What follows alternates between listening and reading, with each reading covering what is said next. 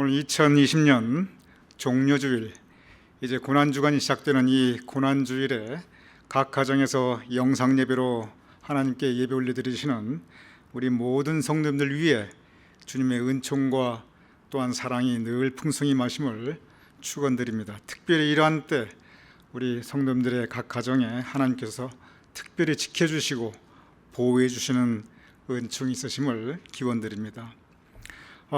먼저 광고 말씀 여러분께 드리도록 하겠습니다. 참 어려운 때입니다. 코로나 바이러스가 점점 심각해지는데 아마 이번 주 그리고 다음 주가 가장 심각해질 것이라는 그러한 보도를 듣게 됩니다. 우리 각 가정에서 각별히 조심해 주시기 바랍니다.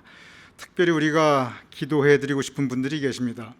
은혜가든에 계신 강명관 장로님, 정갑순 장로님, 최재순 권사님, 그리고 이태옥 권사님, 은혜가든에 계시기 때문에 우리가 각별히 기억하시고 또한 그분들의 안전을 위해서 성도님들께서 기도해 주시기 바랍니다. 또한 이양자 권사님 현재 리헵에 계시는데 또한 이양자 권사님 역시 이 기관에 함께 계시기 때문에 여러분 기억해 주시고 또 기도해 주시기 바랍니다. 특별히 여러분들께 기도 부탁드리고 싶은 분들이 계십니다. 우리 성도님들 가운데 이제 병원에서 근무하시는 성혜선 권사님, 그리고 송숙주 집사님, 병원에서 근무하시기 때문에 특별히 하나님의 보호하심이 필요합니다. 여러분들의 각별하신 기도를 부탁드립니다. 지난주 월요일 송유경 권사님의 아버님 최동후 성도님께서 하나님의 부르심을 받은 천국 환송 예배를 유가족들과 함께 드렸습니다. 우리가 상황이 이렇다 보니까 교회에서는 저 혼자 가서 전국 환송 예배, 장례 예배 일정을 모두 진행하였는데 우리 송유경 권사님 온 유가족 하나님의 위로와 그리고 평강이 함께 하심을 다시 한번 기원드립니다. 여러분께 고난주간 특별 새벽 예배에 대해서 광고 말씀을 드리도록 하겠습니다. 우리가 항상 고난주간에는 특별 새벽 예배를 드렸는데 제가 고민을 하였습니다. 지금 이런 상황인데 어떻게 고난주간을 드릴까? 그래서 제가 고난주간을 특별 새벽 예배가 아닌 특별 예배로 구성을 하였습니다. 띄워주시기 바랍니다. 고난주간, 이번 주간 전체가 고난주간입니다. 오늘 고난주일을 시작으로 해서 그래서 내일부터 월 그리고 토요일까지 계속 이어지는 매일 특별 예배를 보통 때 드리던 새벽 6시가 아니라 우리가 함께 대배드리는 주일 10시 반 시간에 맞추어서 매일 오전 10시 반에 영상 예배로 드리고자 합니다. 그래서 이번 주부터 시작되는 고난주간 전체 매일 특별 예배 계속 좀 띄워주시겠어요? 오전 10시 반에 각 가정에서 월요일은 제가 인도하고 화요일은 손복준 전도사님, 수요일은 이장원 전도사님, 그리고 목요일은 다시 제가 인도하고 금요일 손복준 전도사님, 토요일 이장원 전도사님, 그리고 오는 주일날 우리가 부활주일 예배를 또한 영상 예배로 드리도록 하겠습니다. 그래서 이번 주간은 오늘 10시 반 예배뿐만이 아니라 이번 주 전체 매일 10시 반에 우리가 함께 특별 예배를 드리는 고난주간으로 지키면 좋겠습니다. 우리 성도님들의 많은 예배 참여를 부탁드립니다. 이제 다 같이 마음 모두 묵도하심으로써 오늘 2020년 고난주간 고난주일 예배 하나님께 함께 올려드리겠습니다.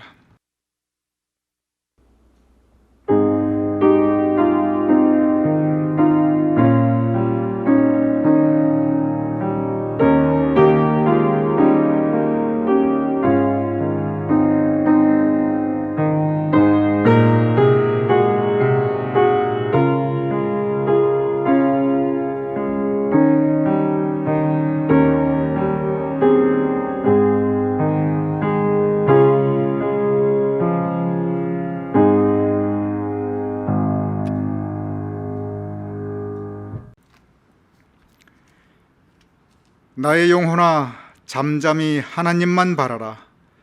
무릇 나의 소망이 그로부터 나오는도다.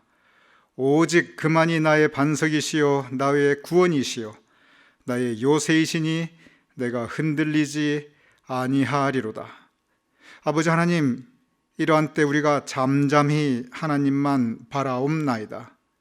우리의 소망이 하나님으로부터 나오심을 믿사옵나이다.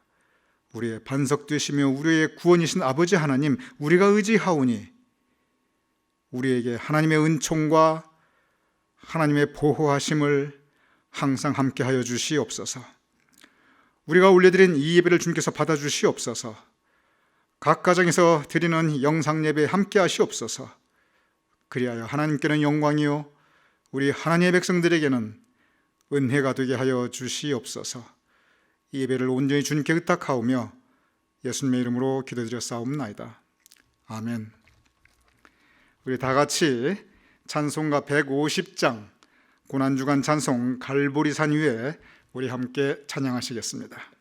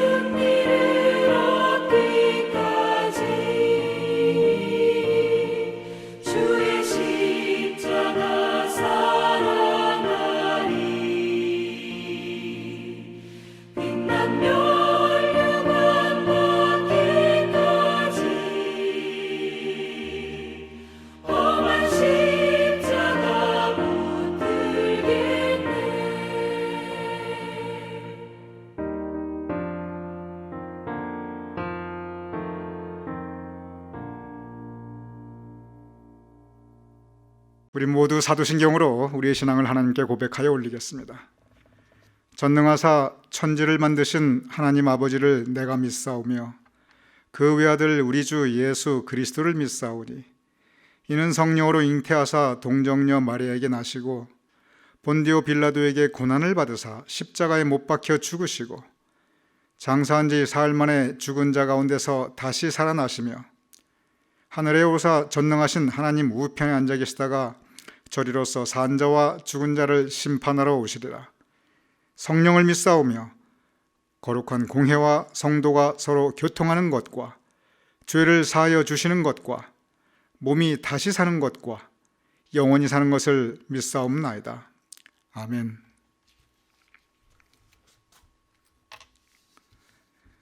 오늘 성경 말씀 마태복음 4장 1절에서 2절 그리고 요한복음 17장 13절의 말씀입니다. 제가 봉독하여 올리겠습니다. 그때 예수께서 성령에게 이끌리어 마귀에게 시험을 받으러 광야로 가사 40일을 밤낮으로 금식한 후에 줄이신지라. 지금 내가 아버지께로 가오니 내가 세상에서 이 말을 하옵는 것은 저희로 내 기쁨을 저희 안에 충만히 가지게 하려 함이니이다. 이것은 살아계신 하나님의 말씀입니다. 아멘. 우리 함께 기도하겠습니다. 아버지 하나님의 은혜를 감사하옵나이다. 우리 가나안교회 성도님들 지난 한 주간도 주님께서 지켜주시고 보호해 주심을 감사하옵나이다. 하나님의 보호해 주심이 아니시면, 하나님의 지켜주심이 아니시면, 하나님의 인도하심이 아니시면 우리가 어찌 하루라도 살 수가 있겠사옵나이까. 지금까지 우리의 삶을 주님께서 인도하여 주시고 붙잡아 주시고 여기까지 도와주셨음을 감사하옵나이다. 앞으로도 우리 성도님들 한 분 한 분 각 가정을 주님의 은총과 사랑으로 동행하시며 인도하시며 지켜주시옵소서. 우리의 모든 삶을 인도하시되 하나님의 복되고 선한 길로 주여 인도하여 주시옵소서. 우리의 삶의 그 모든 인생여정 가운데 주님께서 크신 은혜를 허락하여 주셨사옵나이다. 앞으로도 변함없이 아버지 하나님 주님의 은혜를 우리에게 거두지 말아 주시옵소서. 그 은혜에 합당한 삶을 살게 하여 주시옵소서. 우리가 주님의 은혜에 합당하지 않은, 우리가 주님의 사랑을 떠난 삶의 모습을 우리가 살아갈 때가 얼마나 많이 있사옵나이까.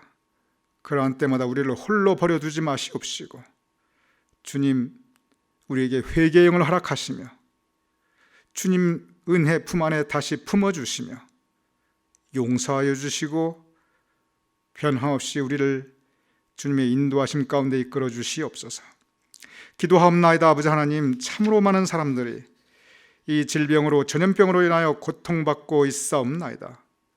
주여 이 전염병을 거두어 주시옵소서. 그래야 다시 하나님의 백성들이 기쁨과 감사함으로 우리의 삶의 일상을 회복할 수 있도록 주여 도와 주시옵소서. 경제의 어려움을 겪고 있사옵나이다. 세계는 어려워지고 있사옵나이다. 우리 성도님들 가운데서도 경제적인 문제로, 물질의 어려움으로 고통받고 있는 분들이 계시옵나이다. 아버지 하나님, 주님께서 지켜주시고 회복시켜 주시옵소서. 메마른 곳은 지난다 할지라도 우리의 삶, 우리의 영혼, 우리의 심령을 만족해 하여 주시옵소서. 기도합나이다. 아버지 하나님, 이러한 때 우리 자신의 삶을 돌아보게 하시며 우리의 심령을 다시 새롭게 하게 하여 주시옵소서.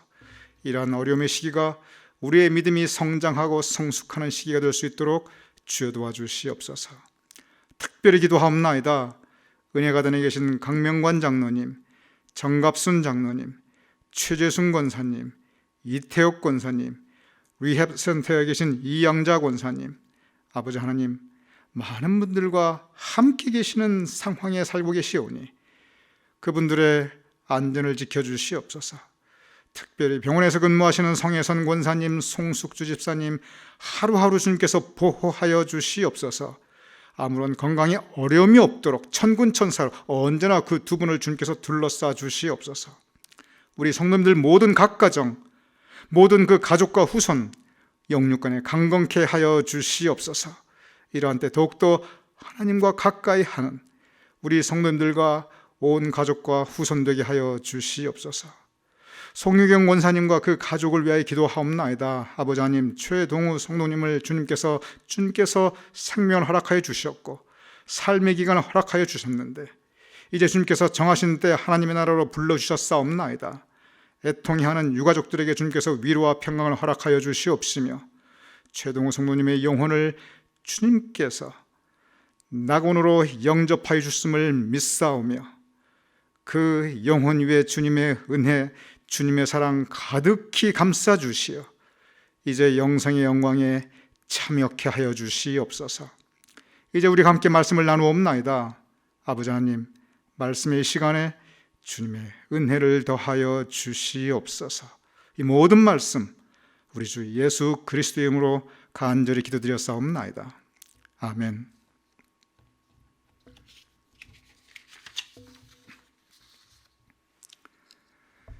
오늘 사순절 마지막 주일입니다.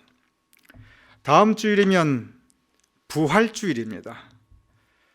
오늘 고난주간을 시작하면서 이 사순절 전체 예수님의 고난에 대해서 다시 한번 묵상하고자 합니다. 사실 금년 사순절 우리의 고난이 너무 크다 보니 예수님의 고난은 미처 돌아보지도 못했습니다. 우리의 어려움들이 너무 심란하다 보니 예수님의 고난에 대해서는 우리가 깊이 묵상해 볼 지난 주일들이 별로 없었습니다. 이제 사순절의 막바지입니다. 이번 주간이 사순절 마지막 주간입니다. 사순절이 이 40일의 기간인데 왜 40일인가? 이유가 있습니다. 예수님께서 광야에서 40일간 계셨던 것을 기념하기 위해서 그래서 사순절을 40일로 정하여 예수님의 부활절 이전의 40일을 우리가 사순절로 지키고 있습니다. 마태복음 4장 1절에서 2절 이렇게 기록되어 있습니다. 예수께서 성령에 이끌리어 마귀에게 시험을 받으러 광야로 가사 40일을 밤낮으로 금식하신 후에 줄이신지라. 예수님의 광야 40일에 대해서 말씀하고 있는 성경의 기록입니다. 우리는 보통 예수님의 광야 40일을 생각할 때 예수님께서 40일 동안 광야에서 마귀에게 시달리시면서 마귀에게 시험당한 것으로 우리가 쉽게 생각하기 쉽습니다. 그렇지 않습니다. 이 성경 말씀을 자세히 읽어보시기 바랍니다. 예수님께서 성령님에게 이끌려 광야로 가셨는데 그런데 40일을 밤낮으로 금식하신 후에 그 다음에 마귀를 만나게 됩니다. 다시 말하면 광야에서 예수님께서 이 마귀로부터 시험받은 것은 40일 가운데 마지막 날 단 하루입니다. 그러면 마귀에게 시험받은 이 마지막 날 단 하루를 제외하고 나머지 39일은 예수님께서는 광야에서 무엇을 하셨을까? 저는 생각해 봅니다. 저는 성경에 기록되어 있는 모든 말씀을 의심 없이 그대로 믿습니다. 그런데 성경에 기록되어 있지 않는 부분들은 그 비어있는 공간들이 가끔 있는데 그때 저는 저 나름대로의 영적인 상상력을 생각해 봅니다. 즉 광야에서 예수님께서는 그 39일 동안 어떻게 지내셨을까? 광야로 나가시기 전에 예수님께서는 요단강에서 세례 요한과 함께 있었습니다. 세례받았습니다. 세례 요한이 있었던 요단강, 성서는 그 요단강가로 온갖 사람들이 다 몰려들었다고 기록하고 있습니다. 아주 복잡하였습니다. 여러 사람들이 함께 있었습니다. 시끄러웠던 장소입니다. 그런데 지금은 광야입니다. 텅 빈 메마른 땅입니다. 그곳에서 예수님 혼자만의 시간을 가지고 계십니다. 오늘날로 따지면 일종의 자가 격리를 예수님은 스스로 하고 계신 것입니다. 그러면 예수님께서 광야에서 이렇게 혼자 계셨던, 요즘 개념으로 보면 자가 격리하셨던 이 40일간의 기간 동안, 그 중에 마귀에게 시험 받으신 하루를 빼고 39일은 과연 무엇을 하셨을까? 저는 제 영적 상상력으로 저는 확신합니다. 별로 틀리지 않을 것입니다. 예수님께서 이 39일 동안 주로 세 가지를 하셨을 것입니다. 첫째는 말씀, 그리고 두 번째는 기도, 그리고 세 번째는 묵상입니다. 예수님께서 성령님에 의하여 이끌림받아 광야로 가셨는데, 이제 예수님께서 요한으로부터 세례를 받고 이 땅을, 온 세상을 구원하실 메시아로, 구원자로 사역을 시작하시기 전에 40일을 계시기 위해 광야로 가셨는데, 그 40일 동안 무엇을 하셨겠습니까? 말씀 붙잡았을 겁니다. 기도하였을 것입니다. 그리고 깊은 영적 묵상에 잠기셨을 것입니다. 첫째, 저는 말씀에 대해서 생각해 봅니다. 마귀가 예수님을 시험합니다. 그런데 예수님께서 그 시험을 이겼던 것은 항상 말씀에 의지하였습니다. 그것은 평소에 예수님께서 말씀과 함께 하였기 때문에 가능했던 일입니다. 성경에 보면 바리새인들과 예수님께서 많이 논쟁하는 장면이 나옵니다. 바리새인들은 세상 지식을 동원합니다. 학문적인 논리를 동원합니다. 그런데 예수님께서는 항상 말씀에 의지하십니다. 그리고 말씀으로 승리하십니다. 예수님께서 이 광야, 텅 빈 광야에 계신 그 기간 동안 더욱 그 말씀 붙잡았을 것입니다. 요즘 우리 자가격리하는 기간입니다. 모든 일상이 중지되었습니다. 광야로 오기 전에 예수님께서 그 복잡하였던 요단강가에서 그 많은 사람들과 함께 있었던 것과 달리 홀로 계셨듯이, 우리도 그 복잡다단한 우리의 삶을 뒤로하고 우리 조용한 시간을 가지고 있습니다. 이러한 때 우리 더욱 말씀과 함께 해야 합니다. 이러한 때 더욱더 말씀 붙잡는 여러분이 되시기를 주님의 이름으로 축원합니다. 연초에 우리가 성경 통독 사역을 시작하였습니다. 이러한 때 여러분 각 가정에 계시면서 더 말씀 붙잡고 정말 이 성경 통독에 여러분 한 번 더 전념해 주시기 바랍니다. 한번 여러분께 참고적으로 보여드리도록 하겠습니다. 이것은 제가 1월과 2월 성경 통독한 그 기록이고, 저 뒤에 1월, 2월 제가 잘했어요 하는 도장까지 받았습니다. 그리고 그 다음 장 이제 3월 4일인데 3월달 여러분 보시면 알겠지만 체크 다 되어 있습니다. 다 통독했습니다. 근데 도장을 못 받았어요. 예배를 못 드리니 도장을 못 받지요. 그리고 4월달도 지금 통독해 나가고 있습니다. 우리가 함께 기쁘게 다시 모일 때, 함께 예배 드릴 때 여러분 꼭 이거 다 가지고 오셔서 도장 꽝꽝꽝 받으시기 바랍니다. 우리가 조용히 댁에 있는 이 시간 더욱 말씀 붙잡으시기 바랍니다. 왜냐하면 그것이 바로 예수님께서 하셨던 일입니다. 첫 번째는 예수님께서는 말씀 붙잡으셨습니다. 두 번째는 분명히 예수님께서는 기도하셨을 것입니다. 성경에 보면 예수님께서는 습관에 따라 기도하셨다라고 기록하고 있습니다. 습관에 따라, 즉 예수님께서는 늘상 기도하셨습니다. 습관처럼 기도하셨습니다. 크고 작은 문제가 있을 때마다 기도하셨습니다.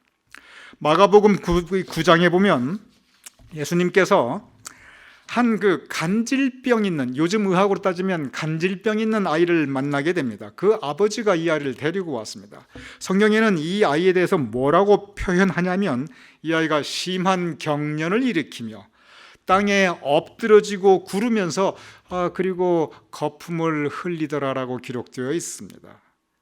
그래서 워낙 이 장면이 험악하니까 성경은 이 아이에 대해서 귀신 들린 아이라고 기록하고 있습니다.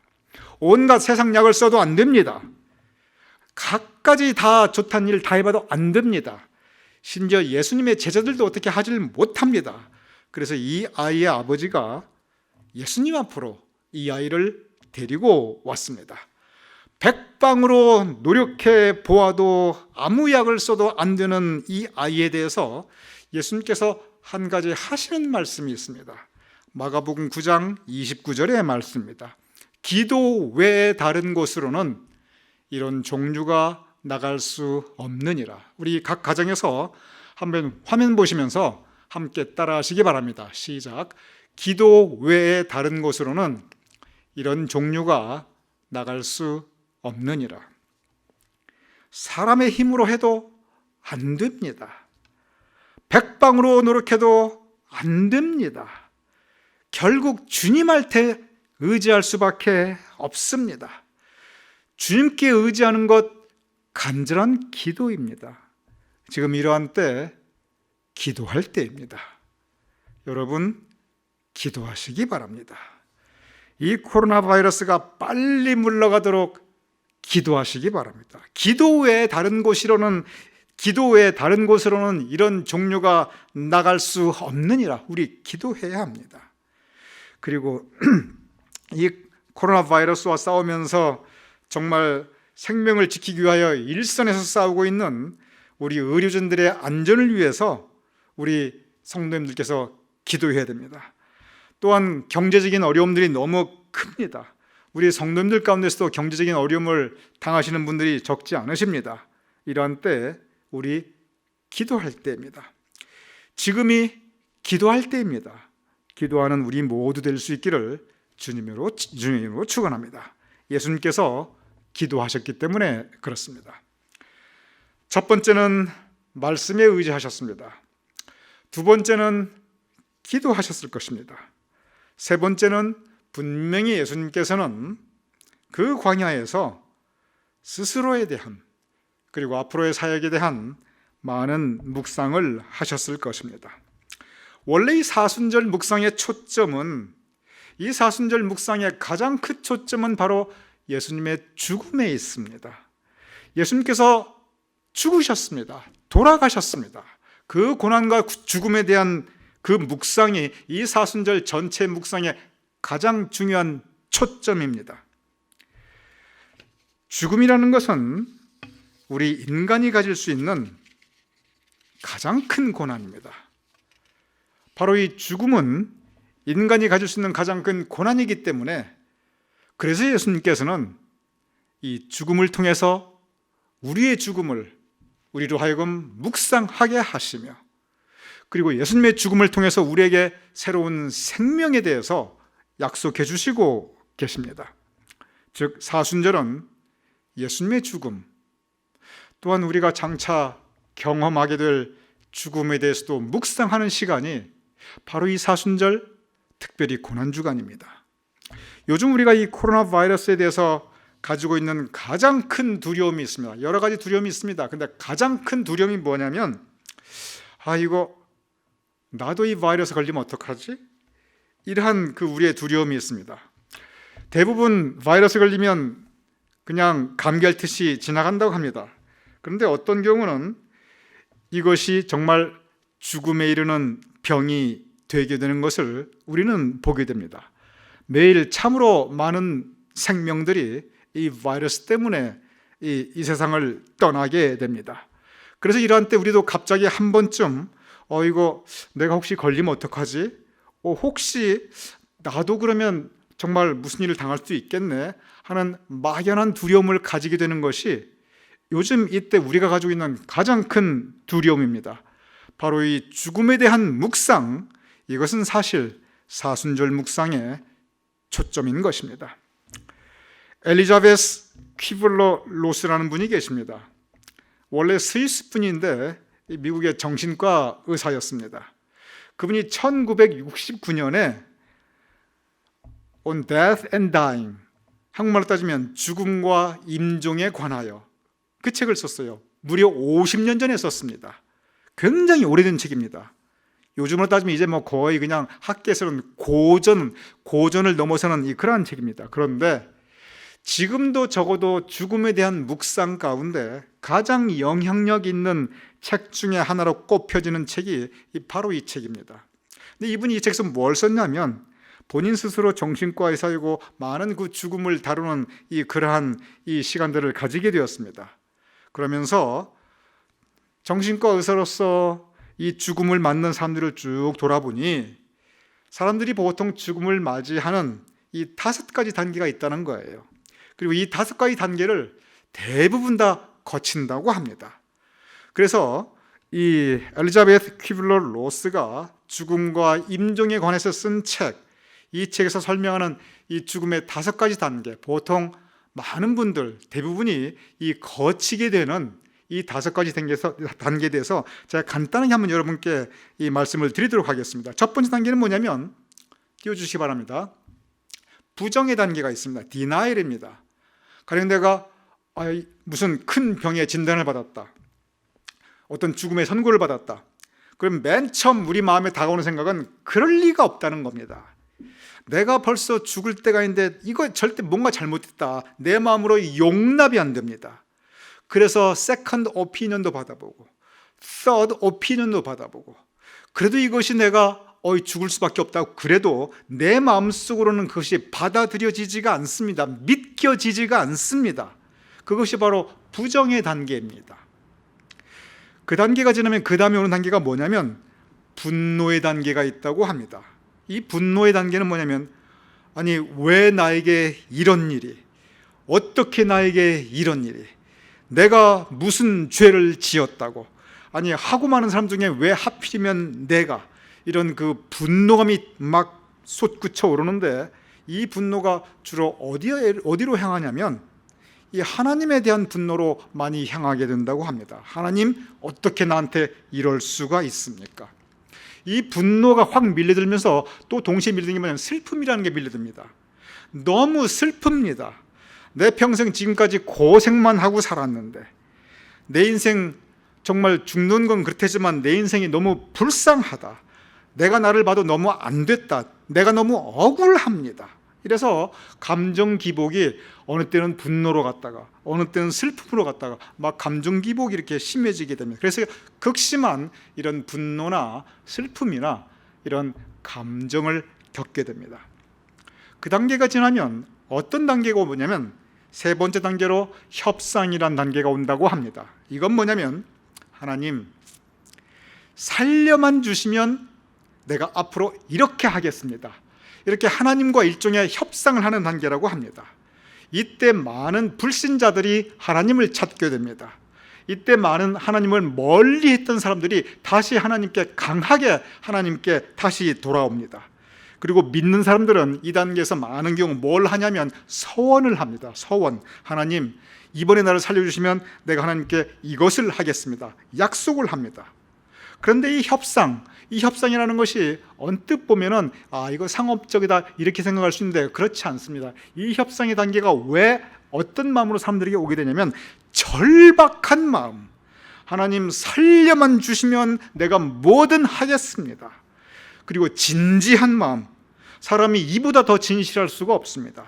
이보다 더 진지할 수가 없습니다. 그래서 절박하고 진실한 마음으로 하나님께 약속도 하고 서원도 하고, 그리고 하나님 내가 이렇게 하겠습니다 결단도 하는 것이, 이것이 협상의 단계라고 합니다.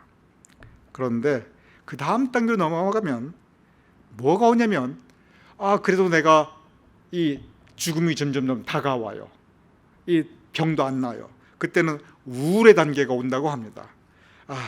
다 소용없구나,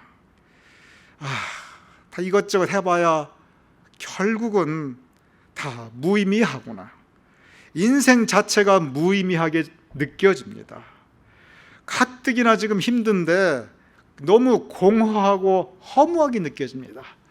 심지어 신앙, 내가 지금까지 붙잡고 살았던 믿음조차도 허무하게 느껴집니다. 깊은 우울감에 빠집니다. 이 단계에 들어가면 사람들이 말도 하고 싶지 않고요, 기도도 안 하고, 그냥 말씀도 보고 싶지 않고, 그냥 우울에 푹 빠져 있는 그런 상태가 온다고 합니다. 그 다음에 마지막 단계가 있는데, 저렇게 부정의 단계도 거치고 분노의 단계도 거치고 그 다음에 협상의 단계도 거치고 우울의 단계도 거치면 마지막 단계가 뭐냐면 수용의 단계, acceptance, 받아들인다는 겁니다. 그래, 내가 죽음을 피할 수가 없구나. 그러면서 그 죽음을 맞아들이고, 그리고 내 그 죽음을 더 이상 이제 부정하지도 않고, 그것에 대해서 화를 내지도 않고, 협상하지도 않고, 우울해하지도 않고, 이제 그대로 받아들이는 그 단계가 온다고 합니다.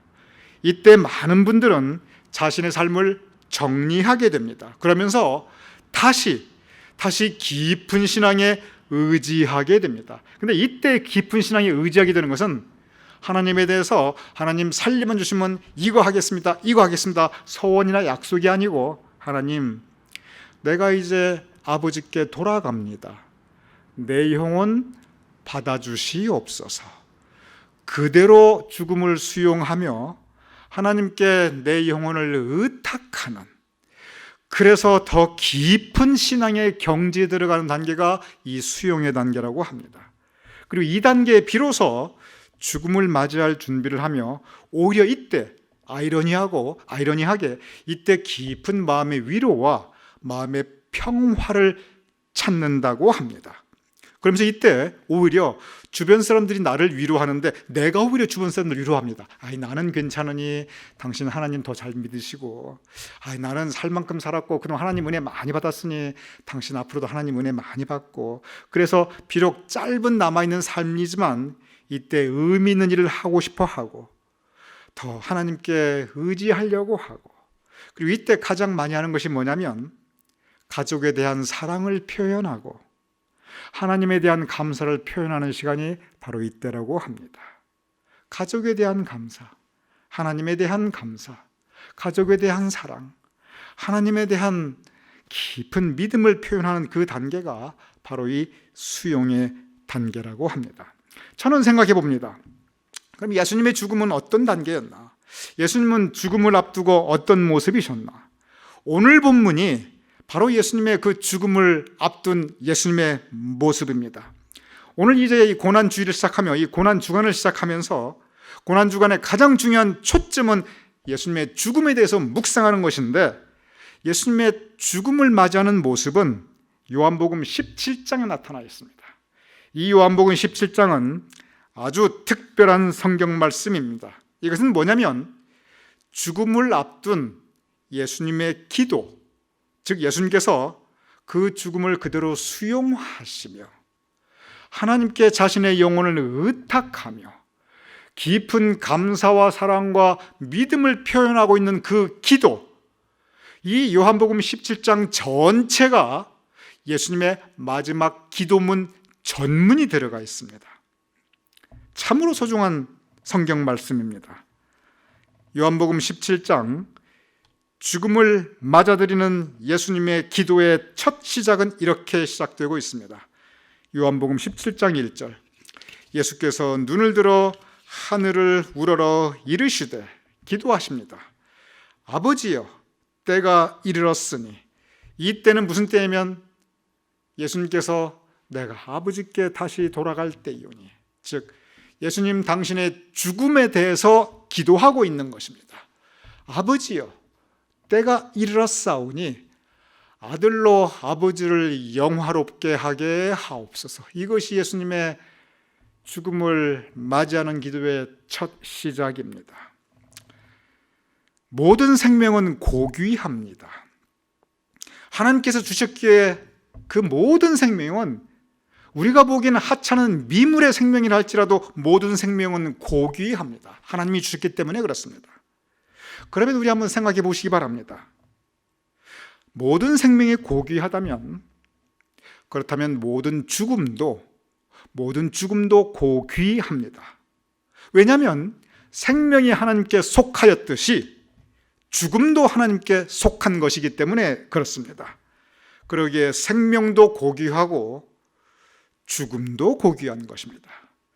그러기에 우리는 모든 생명을 귀하게 대해야 하고, 그리고 모든 죽음도 우리는 귀하게 대해야 합니다.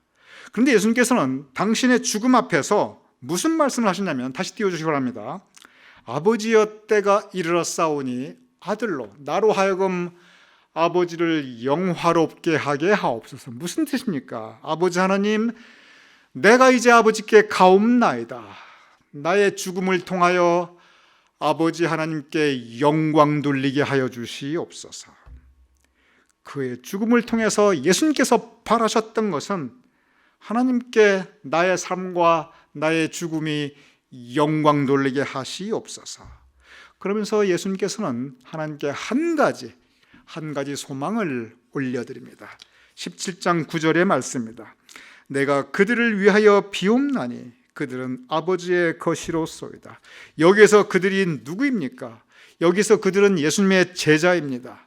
여기서 그들은 누구입니까? 예수님을 따르는 모든 사람들입니다. 여기서의 그들은 누구입니까? 여기서의 그들은 바로 여러분 그리고 우리 모두입니다. 예수님께서는 그의 죽음을 앞두고 하나님께 기도 올려드리며 우리를 위해서, 여러분과 저를 위해서 중보하고 계십니다. 내가 그들을 위하여 비옵나니, 예수님께서 여러분을 위해서, 저를 위해서 중보기도 하시는 것이 예수님의 마지막 기도였습니다. 예수님께서 중보의 기도 계속하십니다. 17장 11절, 나는 세상에 더 있지 아니하오나 그들은 세상에 있사옵고. 예수님의 기도입니다. 나는 이제 이 세상을 떠나 아버지께 가오나 그들, 여러분과 저, 예수님을 따르는 모든 사람들은 아직 세상에 있는데 여러분과 저 우리 모든 현재 세상 위에 살고 있습니다. 그런데 나는 아버지께로 가옵나니 거룩하신 아버지여, 내게 주신 아버지의 이름으로 그들을 보존하사 우리 모두를 지켜주시사 우리와 같이 그들도 하나가 되게 하옵소서. 예수님께서 여러분과 저를 위하여 기도하고 계십니다. 우리와 같이 그들도 하나가 되게 하옵소서. 여러분과 저가 하나님과 하나가 될 것을, 우리의 영이 하나님의 영 성령님과 하나가 되며 우리의 삶의 모습이 하나님의 뜻에 합당할 것을 예수님은 기도하고 계십니다.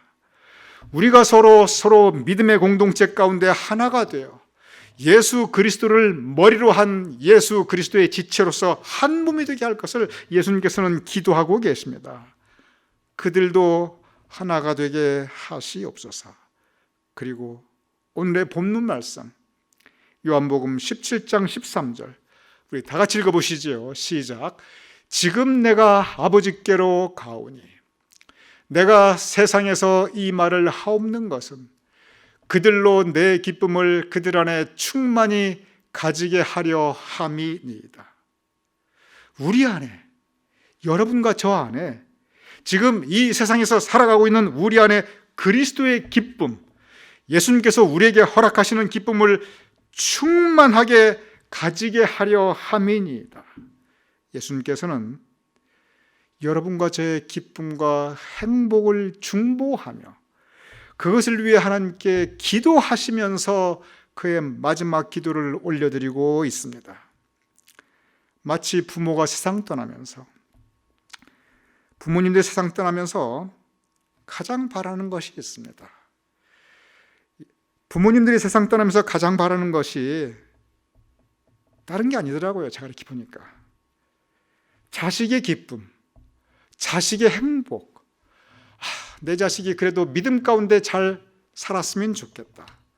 하나님께서 내 자식에게 복 내려주시고 은혜와 사랑 내려주셔서 내 자식이 평생 기쁘게 행복하게 살면 좋겠다. 부모가 세상 떠나면서 가장 바라는 거 그거더라고요. 마찬가지입니다. 예수님께서 이 세상을 떠나시면서 그의 죽음을 앞둔 마지막 기도는 여러분과 저 우리 모두의 기쁨이었습니다. 행복이었습니다. 우리의 성숙한 믿음이었습니다. 우리 가운데, 우리 공동체 가운데 우리가 함께하고 있는 친교였습니다. 이것은 예수님의 사랑이었습니다. 예수님의 사랑이 예수님의 마지막 기도 전체를 충만히 가득 채우고 있습니다. 예수님은 텅 빈 광야, 그곳에서 40일을 계셨습니다.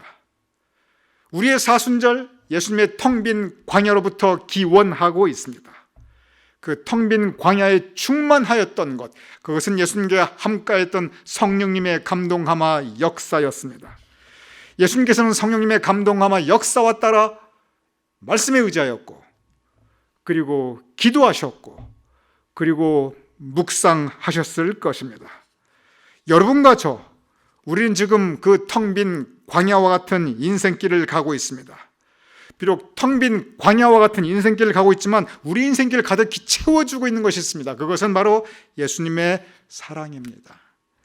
예수님의 은혜입니다.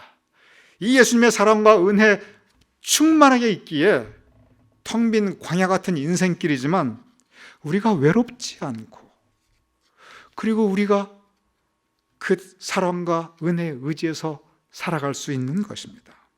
이번 주 고난주간이 지나면, 예수님께서 죽음을 경험하신 이 고난주간이 지나면 다음 주일은 부활주일입니다. 예수님의 부활을 우리가 맞이하게 됩니다. 부활하신 예수님께서 마지막으로 주시는 말씀이 있습니다. 이것이 마태복음 전체의 맨 마지막 장면입니다. 마태복음 28장 20절, 볼지어다 내가 세상 끝날까지 너희와 항상 함께 있으리라 하시니라. 볼지어다 내가 세상 끝날까지 너희와 항상 함께 있으리라. 예수님의 사랑, 언제까지나 세상 끝날까지 예수님의 사랑은 우리와 함께 할 것입니다. 텅 빈 광야를 채우는 것, 그것은 예수님의 사랑입니다. 로마서 8장 35절 37절 사도 바울은 이렇게 고백하고 있습니다. 우리 함께 읽어보시죠. 시작. 누가 우리를 그리스도의 사랑에서 끊으리요? 환난이나 곤고나 박해나 기근이나 적신이나 위험이나 칼이랴. 그러나 이 모든 일에 우리를 사랑하시는 이로 말미암아 우리가 넉넉히 이기느니라. 환난, 우리가 지금 환난 만났습니다.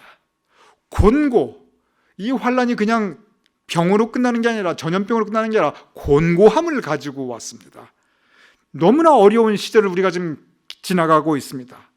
박해, 기근, 적신, 위험, 칼, 사도 바울이 경험하였던 이 벼랑 끝에 서 있는 것 같은 이런 상황, 그 가운데 사도 바울이 고백하고 있습니다. 이런 모든 것들이 내 앞에 있지만 그러나 우리가 넉넉히 이기느니라. 무엇으로?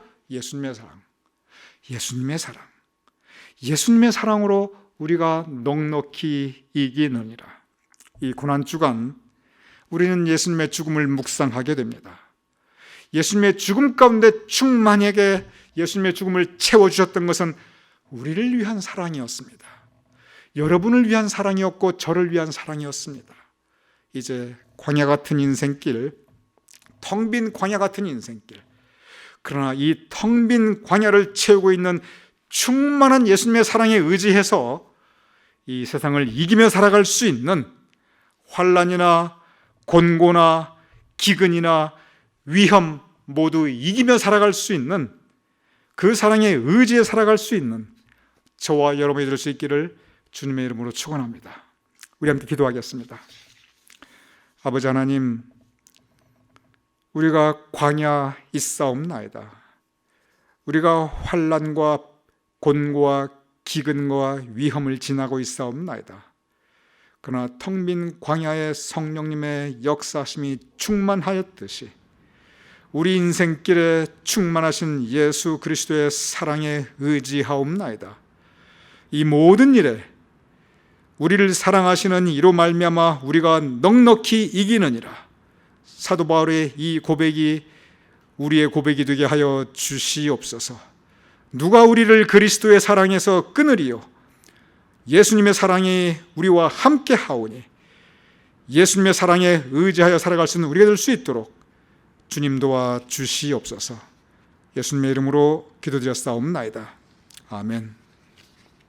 우리 다 같이 찬송가 325장 예수가 함께 계시니 우리 함께 찬양하시겠습니다.